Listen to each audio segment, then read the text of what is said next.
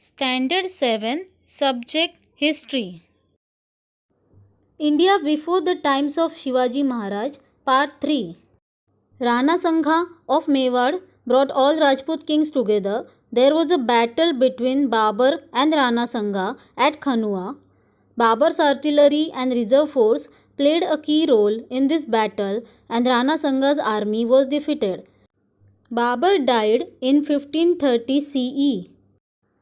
After Babur, his son Humayun in 1530 CE ascended the throne. He had to face the opposition of Sher Shah, who was the leader of Afghans in India. Sher Shah in 1539 CE defeated Humayun and on the throne of Delhi established the Sur dynasty. Sher Shah introduced reforms in the land revenue system. He introduced the coin rupaya. He reconstructed the highway from Chittagong in present-day Bangladesh to Kabul in Afghanistan. Similarly, for the comfort of the people, he built Sirai inns next to the highway. Humayun recaptured the Sultanate of Delhi from Surs and re-established the Mughal power in 1555 CE. Akbar. After the death of Humayun, his son Akbar ascended the throne. There was a battle between Akbar and general of the Sultan of Sur dynasty, Hemu, at Panipat in 1555 CE. In this battle, Akbar defeated Hemu. From then, the rule of the Sur dynasty permanently came to an end. In history, this battle is known as the Second Battle of Panipat. Akbar was the most powerful king of the Mughal dynasty. He was the wise and watchful administrator. Customs such as sati and infanticide were abolished by him. An unjust tax like jizya was abolished by him. His religious policies were liberal and tolerant. Din-e-Ilahi, a new religious order Akbar tried to found by incorporating all the good principles from all the religions. In Akbar's court, there were many scholars and artists. Among the 9 gems from Akbar's court, Abul Fazl, Birbal and Tansen are the famous ones. Akbar transformed the Mughal power into a mighty empire. From Kabul in Afghanistan to Ahmednagar in south, his empire had spread. While establishing his empire, Akbar had to face opposition from the local rulers. Among them, Maharana Pratap's, Chand Bibi's, Rani Durgavati's struggle are noteworthy. Maharana Pratap. After the death of Uday Singh, Maharana Pratap ascended the throne of Mewar. He also continued the struggle against Akbar for independence of Mewar. The battle between Akbar and Rana Pratap at Haldighat was fought in 1576 CE. In this battle, Rana Pratap was defeated. However, he still continued the struggle and maintained independence of Mewar. Due to his valor, courage, self-respect and sacrifice, he has really become immortal in the history of India. Chand Bibi. The Mughals attacked Ahmednagar, the capital of Nizam Shah's kingdom, in the 1595 CE. The Mughal army put the fort of Ahmednagar under siege. Chand Bibi, the capable daughter of Hussain Nizam Shah, bravely defended the fort. At this time, there was an internal strife among the factions of the Sardar in Nizam Shah's kingdom. This resulted in the murder of Chand Bibi. Later, the Mughals captured the fort of Ahmednagar, but the Mughals could not bring the entire kingdom of Nizam Shahi under their control. Rani Durgavati. Vidarbha's eastern part to its north, part of Madhya Pradesh, today's Chhattisgarh's western part, Andhra Pradesh northern part and Orissa's western part broadly made up Gondwana. Born in Chandel Rajput dynasty, Durgavati after the marriage became the queen of Gondwana. She ran the administration efficiently. In medieval Indian history, Rani Durgavati's struggle with the Mughals is important. After the death of her husband, Durgavati sacrificed her life while fighting against Akbar, but she never surrendered. Mughal rulers after Akbar. After the death of Emperor Akbar, his son Jahangir 1605 CE to 1628 CE became the emperor.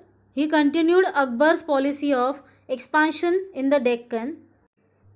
During Jahangir's regime, his wife Nur Jahan played an active role in administration. After Jahangir's death, his son Shah Jahan 1628 CE to 1658 CE ascended the throne. In the Deccan, he put an end to the Nizam Shahi's Sultanate.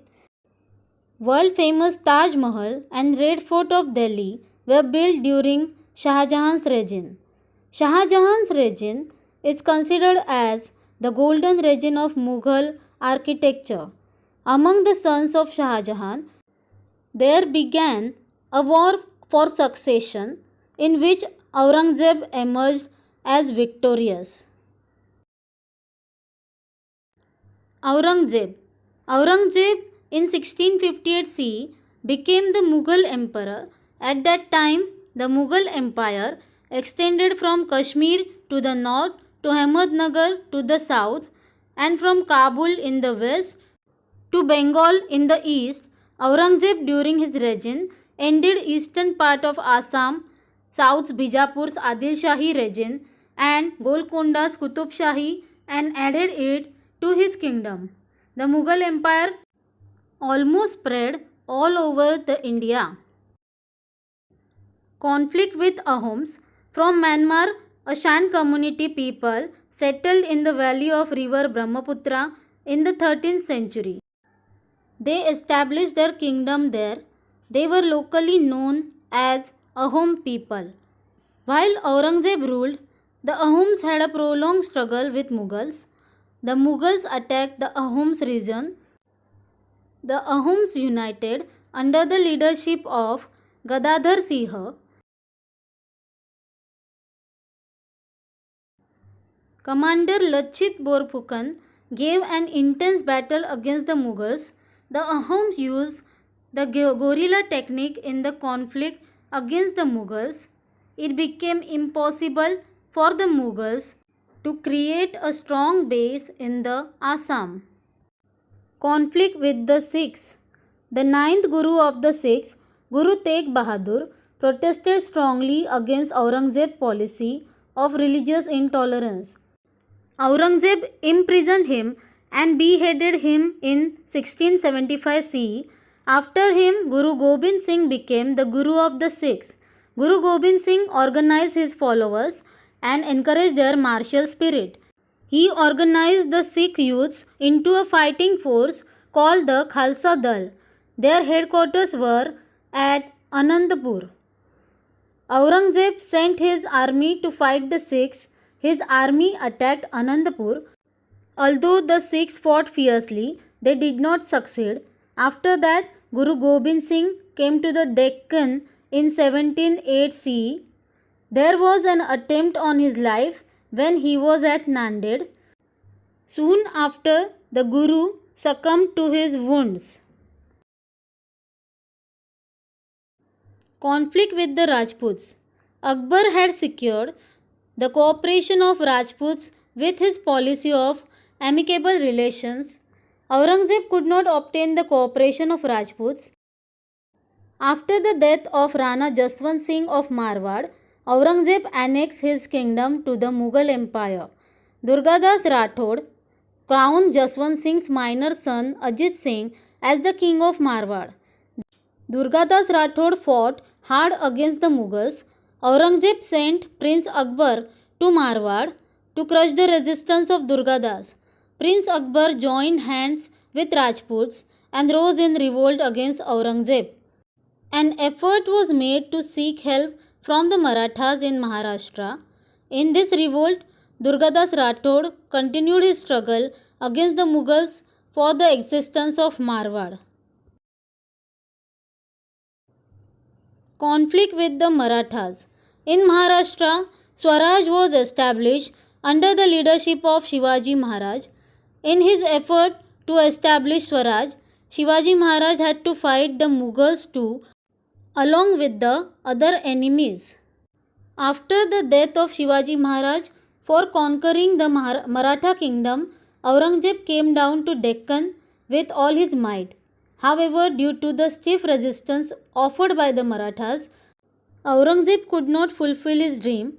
Due to Aurangzeb's policy of religious intolerance and narrow mindedness, anti Mughal revolts broke out of the many places.